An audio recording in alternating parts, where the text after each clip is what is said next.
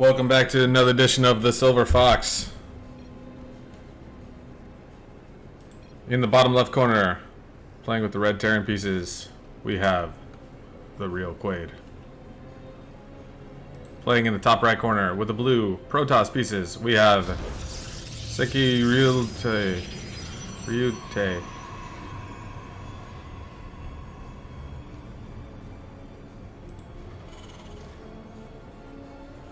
This is the fourth time I've tried to do this and had good results. Walling off the natural as opposed to the main base. I think this is going to be my new standard play now. What it does is it gives me security for ticking this natural rather quickly. And it also allows my economy to grow quicker. Because instead of building a CC up here and dropping it when it's safe, after the first initial units are sent, I can go ahead and start mining right away. So we have a probe in the base. Always a little nervous about that. A move on the probe just to kind of get him out of here. I don't really intend on killing him, but I want him to leave. Sometimes when you do this, you can piss off the player and then they decide to cannon rush you. In this case, he decided not to. I thought maybe he was going over to the right to proxy racks. Since I didn't chase him, I would never have known. So probably should have chased him a little farther away.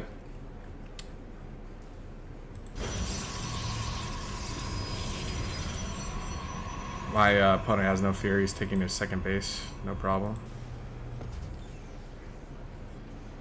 My wall is 2 supply depots, a barracks, and a bunker. So I'm working on getting that Reaper out. I have my orbital warping in, or morphing in. This is fairly standard to what I've been building lately. I'm liking it more and more the more I do it. I am pulling an extra SCV for building, which is fine. I'm not sure why he sent his probe again. He didn't realize that he was going to die against that Reaper aggression there. Anyway, I sent my Reaper out to go test him. Now, in the Silver League, you can go ahead and gauge your player's abilities by how many probes they send after your Reaper. I found this to be markedly true. If he sends more than a few probes after me, I kind of assume that I'm going to win. Well, I don't think this is a hard rule, but four probes I feel like is pretty decent. But a zealot is never going to catch me, so that's kind of waste. I think here he starts realizing that probes are going to just die.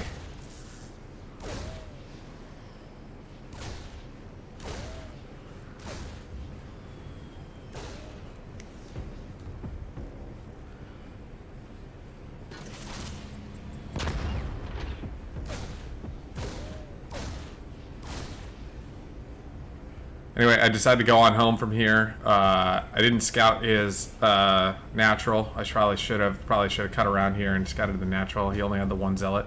Guess he has a stalker out now. I did not know that though, so that was kind of a poor scout on my part. Protoss quite often will wall off their natural with these structures, Forge and Cybernetics Core, doing something similar to what I did. So I put 4 Marines in the bunker, or about to put 4 Marines in the bunker, sending over, maxing out SCVs and sending them over here. Now I didn't saturate this base before I started sending them over here. That was a bit of an oversight on my part. That was kind of dumb. I should definitely have made this 16 SCVs before I started sending them over to this this base, but that's okay. Also, I got to get out of the habit of queuing up this many SCVs. I mean, that's $100 I could spend on, Marines or whatever.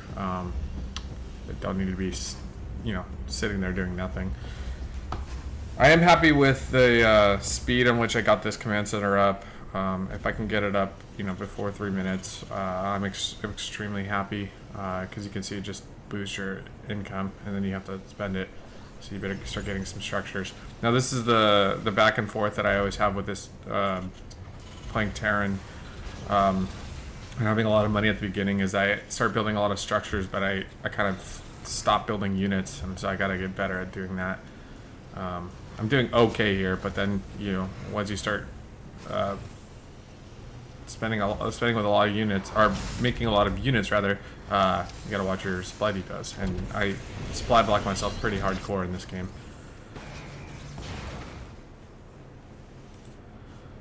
See, my opponent doesn't have much. There's one zealot, one adept, and one stalker. So at this point, I have a starport up. I could drop on him with probably what I have here, and it would have been pretty devastating. But I wanted to play with Banshees, so I decided to just put a couple tech labs on my starports. I blew that up because I thought I built, I thought I didn't have a tech lab on one of my barracks. But I did forget to hit research stim pack, which is very bad. So I used to build a lot of turrets, or not a lot, but I used to put a turret in my line. I've since started adding turrets on the perimeter, but then I put a widow mine in my line. That seems to be pretty effective at getting rid of the Oracle.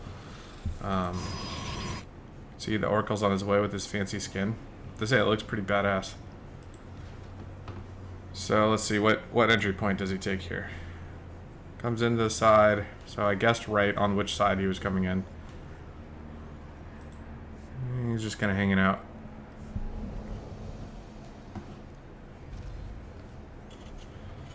So he should take some missile damage here. And he sees that I don't have the third. And then here comes the what am I? Boom. So I think he got one kill. So it's not too great for me, but you know, the Widow Mine did its job. And there, he didn't see what I was planning, which is great.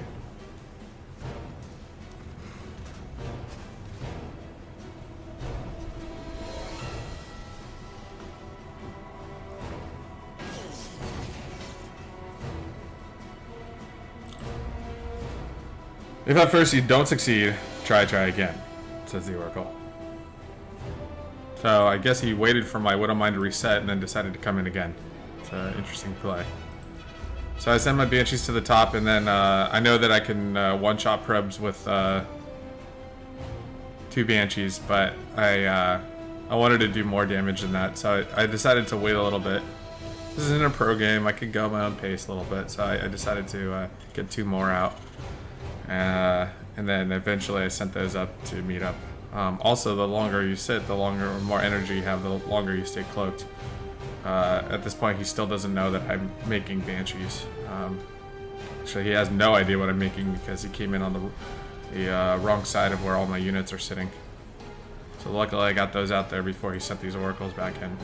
So this is sort of smart, I guess. He sent 2 Banshees this time, so I guess one is supposed to die to the or die to the Widow Mine, and the other one is supposed to do the damage. Now, you get diminishing returns on killing SCVs in the main after a certain amount of time because you start to saturate. So you can see I have 11 out of 10, which means even if you killed one, it wouldn't really affect my mining, which is kind of an interesting way to think about it. Here comes the obligatory observer to sit in front of my base. And I got my Banshees up here sitting there collecting energy.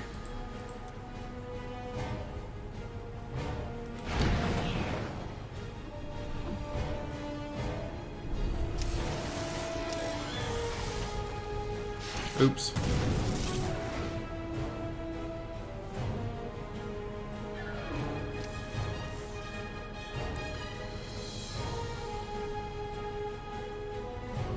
He decides that he's going to go home. And that's what I'm going to scan. I kind of do a scan to check this front. And then check the back. At this point, he has 9 stalkers. So I know he can... Or I don't know, but if he had him positioned and he didn't build his base with a ring of warp gates around him, I think he would be in a lot better shape. But by the time he reacts to this, see. How long does it take him?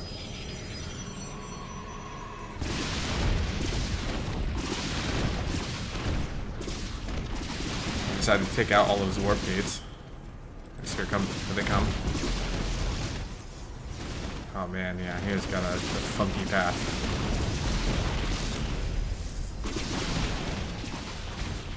And I could just dance around this all day long.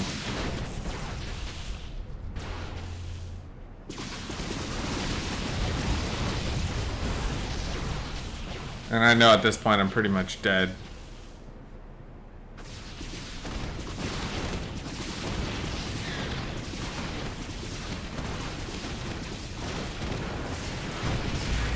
I got one more stalker, so that's alright. And I took out his production. But you can see he's sitting on 5,400 minerals. So it doesn't matter because he had so much built up. I was kind of expecting a push here. Typically the stalkers kind of group up here and then they walk in through this section here. So I thought it's kind of interesting. I was kind of surprised I didn't see anything coming. I have 2,000 minerals, so it's pretty good.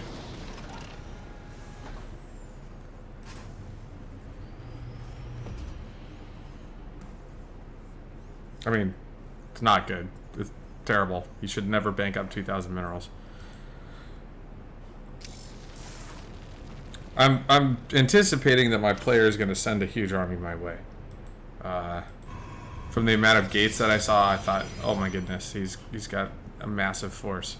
But he's not spending his money. He's just not spending. He's just watching his money accumulate. It's very interesting. He's planning on, I don't know. Anyway, he decides to move out eventually.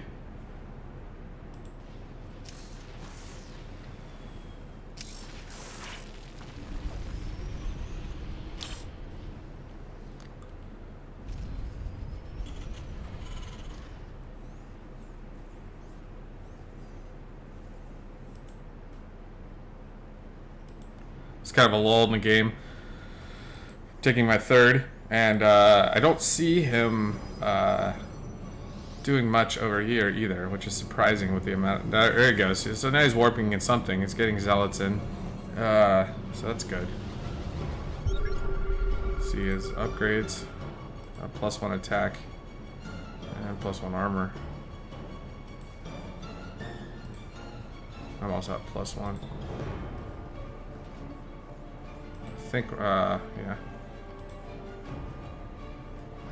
I blocked my tanks in here, so I had to ferry them over with drop ships. It's pretty lame, but you know, it gets it done, I guess.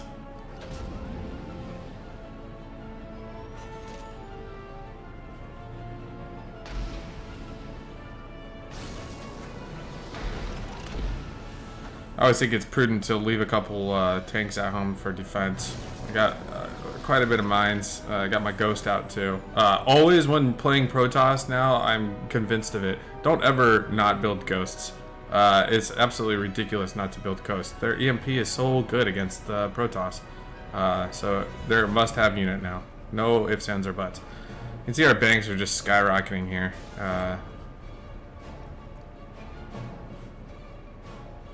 He's warping in some units, I guess, but it's, you know, I got 49 Marines, some Marauders, 5 tanks. I mean, I'm just outweighing his military by a huge factor right now. At least 3, I'd say. Now let's go back to what I forgot to do. I forgot to research stem and combat shield. I got so caught up building units, I forgot to hit my research. So I got plenty of research going on with my upgrades, but no stem. That makes Marines, that's the difference between making Marines that are effective and not effective. See, my minerals are just going to spike when I drop all these mules. But I don't really need it at this point, because I'm approaching maxed out.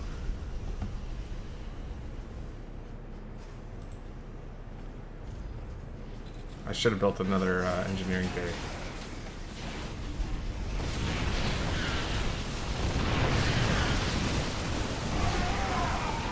He rightly runs from this.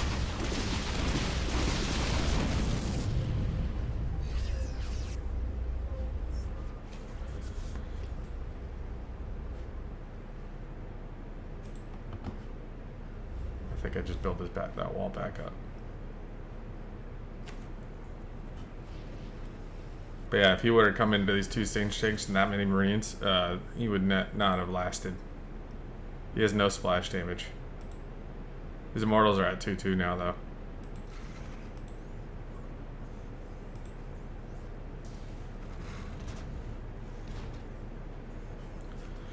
Short up with some Widow Mines. Got my mighty hit squad over here with 3 Marines and a Marauder. Not much getting through there. Yeah, this is annoying. I gotta figure out a better configuration for this front wall, because not getting my siege tanks out it's annoying.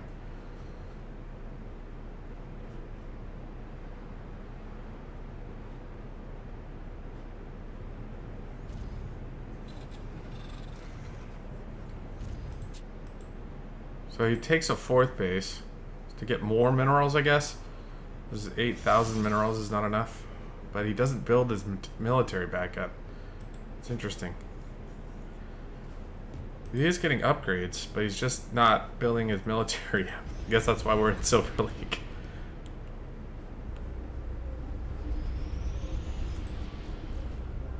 So now I'm at +1/+2. And I think it's time for this game to start entering the 2nd phase. So let's see what I can do with this hit squad I have. Unfortunately for my opponent, he turns left when he should have turned, or he turns right when he should have turned left. If he would have came into this battle here, it would have been good for him. But instead, I can kind of move around the back, and it's real easy for me to see he's going to be in a lot of trouble. But these Marines are not stemmed, and that's why I realize when I go and hit T and it's grayed out, man, it hurts. Like it's just numbers though. And these Banshees are helping a lot too. His army is obliterated, and he's still not warping anything in. But he's getting more warp gates. That's just unfortunate. He sees me go too, so.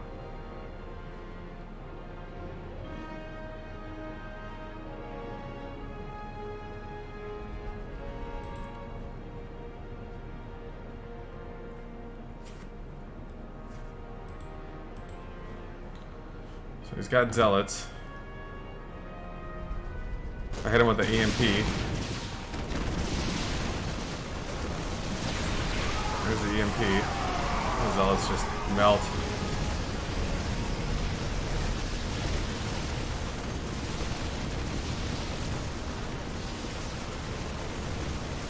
Split my Marines out. Any runaway probes, they're gonna get murdered. But again, affecting his economy at this point is ridiculous. He should just be warping in unit after unit after unit. I realize I got a problem here with these Colossus. I don't know how many he has. But I do know that I can take him out with my cloaks. Oh, that was good timing on my part.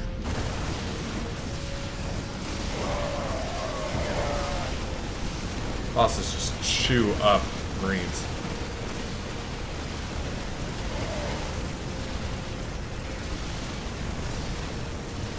He has one more Colossus that comes out, and he thinks he can GG and not have me pay attention, but then he finally does quit. Anyway, that was that. Hope you enjoyed. If you have any comments, go ahead and leave them below, mean or otherwise. And I will see you in the next one.